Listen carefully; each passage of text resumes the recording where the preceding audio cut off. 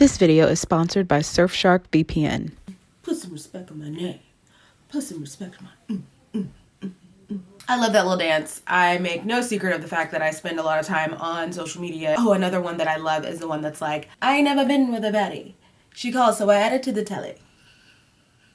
I spend a lot of time online on TikTok looking at the little dances and seeing what's going on. But there was a time about a year and a half ago where that was not looking like it was really going to be part of my everyday reality anymore. Not really a year and a half.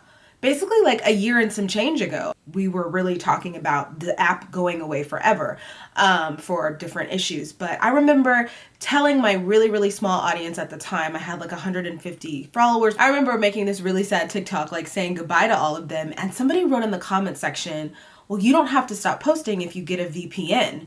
And I was like, what is that? So for those of you who don't know, like I didn't know, a VPN stands for Virtual Private Network. And a year later, I do have a VPN. I do use them. And the one that I'm currently using is from Surfshark. What my Surfshark app, it's an app that I have on my phone. What it lets me do is it basically makes sure that anytime I'm surfing the internet, I am I am using the internet and that my internet connection is safe because it is private and it is encrypted. They have different features and things that help me be able to use the internet with a clear conscience. So to just go back to what that user was telling me on TikTok though about a year ago is they were telling me that if I had a VPN, I could change my virtual location. And that's exactly what the Surfshark VPN allows me to do. I am allowed to change my location from, let's say, the United States of America to a place where the app wouldn't have been blocked. Canada, Britain, the UK, wherever, then I could have just kept on using the app as normal. This also works for things like television shows. So let's say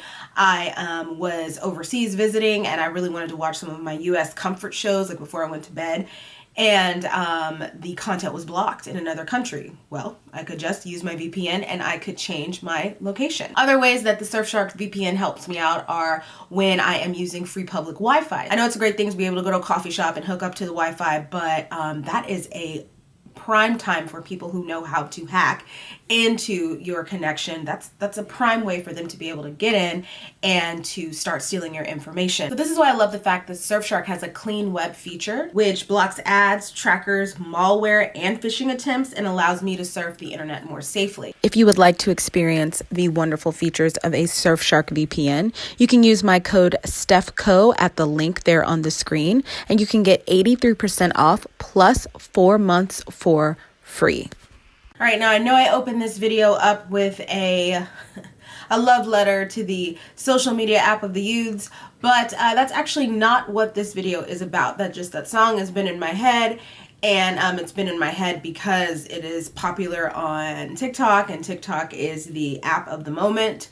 But TikTok is also the app where about, I want to say the summer of 2020, me and several other people my age discovered that we were aging.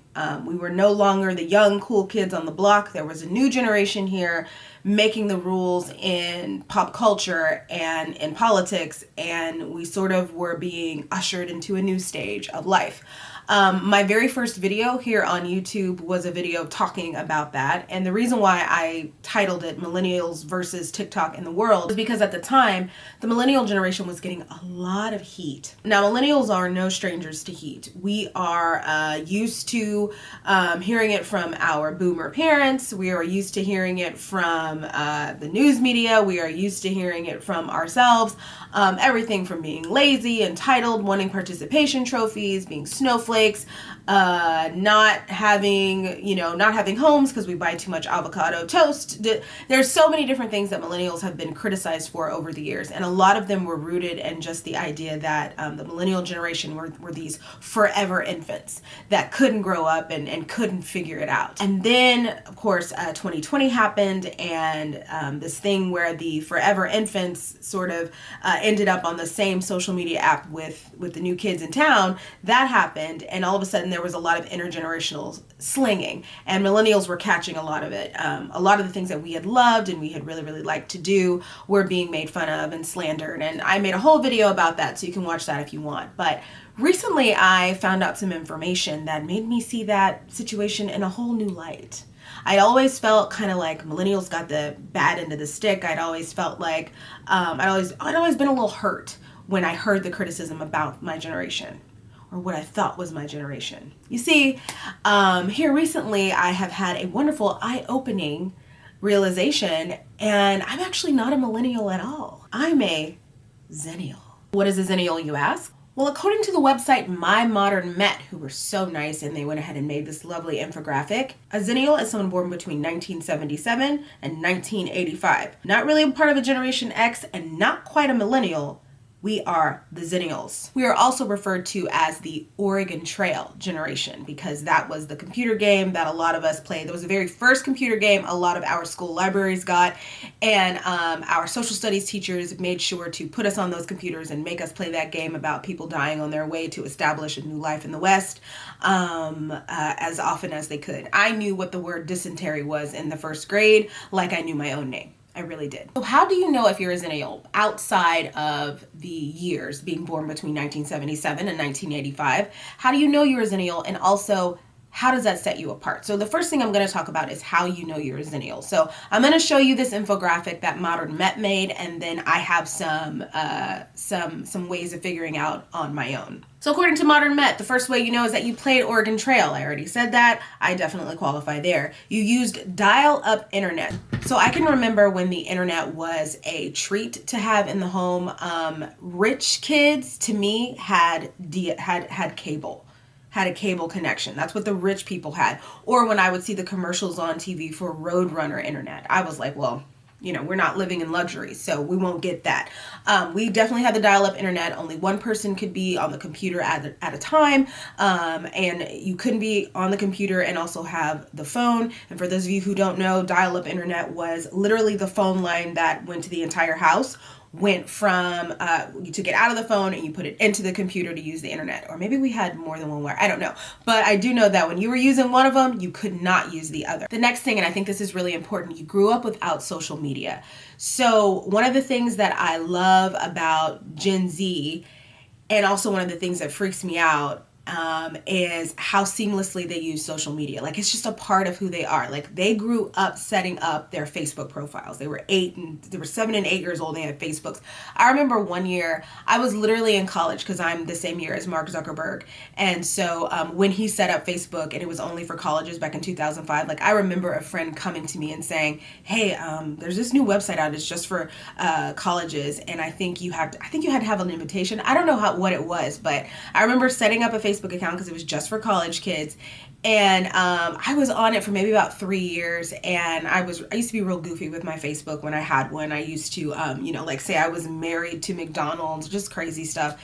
And I one time made my Facebook profile picture Stephanie Tanner from Full House, and I got a friend request from like an 8-year-old boy. Like, how, like, what? And so I just realized, and so I guess now he would be about, let's see, we'll say that was 2008, so that was about 13 years ago, so we'd say he'd be about 21 now, so still too young for me, but whatever. But the point is that that's that generation. That's Gen Z. Like, they, from a young age, they knew part of socializing was having a social media profile. That's not how it was for my generation. Your world was the people in your family and your cousins and your friends at school. Your world was just who you could see immediately. And if you wanted to see somebody else, you had to make that face-to-face connection first. And so that is definitely something that sets the Xennial generation apart, is that we did not grow up with social media, but we were the pioneers of it. And a lot of the people in our generation were the ones that invented the apps and made it a normal part of everyday life. So, we have Xennials to thank for Facebook. Well, to thank or to be upset with, I don't know. That's up in the air. But to thank for apps like Facebook, to thank for, things like, literally everything. Uber, Tinder. I notice I'm naming some things that I wish would go away, actually. TikTok. That's a Xennial that created that. So, we grew up without social media, but we very quickly became early adapters and then everyday users of it. Versus, like maybe the boomer generation who grew up without it and maybe, wanted to abstain from it. What is that? And weren't so sure. And also talked about us and gave us us a lot of grief for jumping into it head first. So that's definitely something that sets you apart if you are a part of this generation. Okay, so that was their list. Here's my list. If you're 40 or within 2 years of it, so 42 or 38 or within 2 or 3 years of it, I would say you're a Xennial. If you were in high school when music shows like TRL and 106 and Park premiered, if you grew up with cartoons like DuckTales, Darkwing Duck, Teenage Mutant Ninja Turtles, Animaniacs, Tiny Toons, if your Nickelodeon experience was Ren and Stimpy, Rugrats, Cat Dog, Roundhouse, and the original cast of all that, if your Disney experience was Babysitter's Club, Mickey Mouse Club, and movies like Brink, if you were a full college student / tax-paying adult when High School Musical came out, you're a Xennial. As far as fashion goes, to me, you wore Jinkos the first time around. I know that the youths are trying to resurrect them, but we did it first, like 30 years ago. You shopped at stores and you went to the mall, stores like 579, Wet Seal, Contempo Casuals, Delia's, Structure, Express. Let's see what else I can remember. City Trends, that was one. Rainbow, those were the stores that we shopped at. On the radio, you were listening to Jay-Z, Linkin Park, Evanescence. Gosh, there's so much music from the 99 and the 2000s. But basically, if it was on TRL or 106 and Park, that is what you listened to. And on a sadder note, you watch, and this is something that I feel really sets Xennials apart, and especially us 80s babies. You watch the Twin Towers fall while you were in your high school or your college classrooms. I remember where I was when my teacher rolled the TV in and we all watched it happen live. And then my dad came and got me and my younger sibling from school. Probably watched the announcement of the impending Iraq War the same way. You may have marched on Wall Street during the Occupy Wall Street protests in order to demand that you be allowed to live in the world that your baby boomer parents had promised you would exist. And then as you got to be an adult, you found out was actually not a possibility. A big way I think that Xennials are different from millennials is that Xennials are sort of at the time in their life where they're moving away from the things that the name millennial has been associated with. So we'll never outrun things like doggo and the fact that we talked about drinking coffee for drinking exorbitant amounts of coffee, like someone was paying us to do it. We'll never outrun the fact that we tried to put bacon on everything for years, and all the breweries we came up with, and the funky handlebar mustaches, and all the other weird crap that we were trying to do. We'll never outrun, the big pants that we all did, and the big white tees, and all the other stuff that we did that marks our generation. But one thing that does make Xennials a little different, one thing we are getting away from, is the general sense of chaos that millennials are associated with. And by chaos, I mean millennials as just an idea are associated with things like relationship insecurity. And so when I go online and I look at the things people are putting out, specifically on TikTok, I know a Xennial from a millennial by the way they're talking about relationships. So I know Xennials, well, most Xennials, clearly not all of us are settled in that way. But a lot of Xennials I'm seeing are in relationships, they're married, they make content about their spouses, they've been married for several years, they may have teenagers at home, they may be, some of them, I met one guy the other day, he was like, I became a grandfather at 38. I don't know, I think that's wild, but it does happen. And that's the thing with Xennials, the questions about life that you might still be asking at the ages of 30, 31, 32, 33, 29, 28, we're all supposed to be in this generation together. We're living very, very different realities. Now, not all of us, of course, but I do see a different energy. I do see even a different change.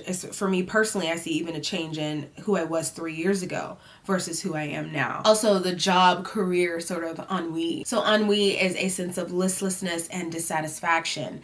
And that is definitely something that is associated with millennials. But what I'm seeing when I look at Xennial content is a lot of times it's a sense of settled, a sense of contentment, a sense of, That job change I was considering, I made it. That return to school I was considering, I did it. Hey, that was a couple years ago, but now I've leveled up.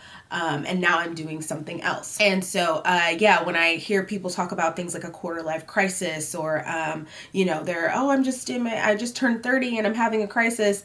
And then I look at the content of, my Xennial peers. I'm like, oh, there is a difference there. There's a change.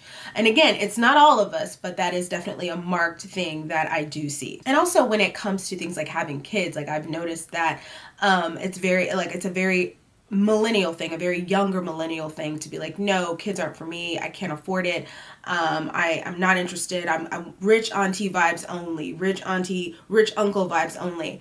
However, Xennials in their early 40s and late 30s are looking at fertility treatments, or they already have, they're like, yeah, I thought that, and then I met somebody, or yeah, I thought that, and then something happened, or yeah, and then I got into fostering and I ended up adopting, my attitude changed. Or they really are living that rich auntie life. Hey, I've got nieces and nephews and this is what I do for them. I'm really, really not interested. Like they're not just talking about it. They're not just announcing, hey, I'm not going to have kids. That reality has already set in for them, whatever it's going to be. I've noticed that as a change too. I've also noticed when it comes to property, a lot of, one of the things they say about millennials is they don't own homes, they're not buying property.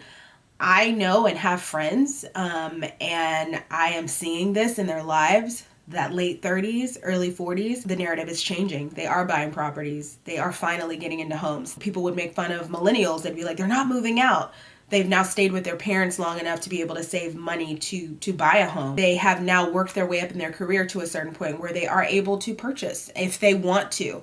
I am seeing that as a trend as well. So, there's small, tiny differences, but really what it is for me is it's a move from questionable chaos to like either sustained chaos or a sense of like contentment and resolution. That's the difference that I see within the two generations inside of this big generational umbrella. So why is it important? Why is it important to recognize myself as a Xennial and not a millennial? Well, the first thing is that there's strength in numbers. And I think that the more people that you can look at and say, hey, you relate to me. Hey, we're the same. I think it's important. Like, for example, when I go on TikTok and I see someone talking about being a millennial and I look at their age and they're like 28, I'm just like, girl, we're 10 years apart. How are we going through the same things? And most likely we're not. They're looking at a completely different life. They're looking at completely different variables. They've got all these choices still to make that I've already faced, and I've already made them. We can't talk about the outcome of the choices just yet, or how it feels to feel like certain things pass you by, or this is a new opportunity that wasn't open to me then, but it's open to me now. We can't talk about them because that is a massive age gap. So I do feel like having labeling yourself correctly lets you know who you can really talk to and expect to understand your story, and not just be like sympathetic toward it, but be empathetic. Like, hey, I've been there. I know what that looks like. And I also think Xennials have a lot to teach the world. So earlier I was talking about how for me, a Xennial is really somebody who, one of the things that sticks out for me is you were straight up in high school or in college, trying to get your life in order, trying to set up your life. And that really crucial part for the United States between 2003 to 2009, that was a very chaotic time for the United States. And for Xennials, that was the time that we were coming into our adulthood and coming into our own. And we were faced with a lot of things. I saw a TikTok the other day where this girl was like, the reason why millennials are upset whenever someone insults our generation is because we really believed in this world that we were sold, and we got to our adulthood and it was so much harder to establish the things we were told we were supposed to go out and get, or they were just taken away from us. And I feel like people even 10 years younger than us can't relate to that.